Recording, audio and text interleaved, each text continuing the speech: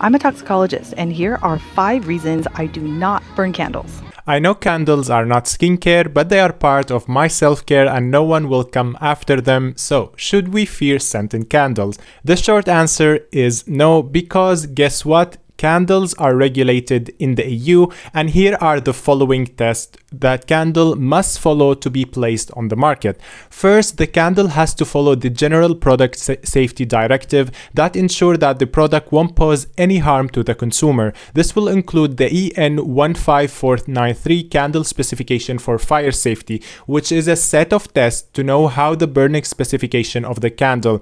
It even goes into how much time the candle releases smoke after the flame is out. Yes, this much of data must be collected. Then we have the EN 15426 candle specification for sooting behavior. Soot is the black matter of incomplete combustion of the candle wax. There are set of tests how much a candle can create to be considered safe.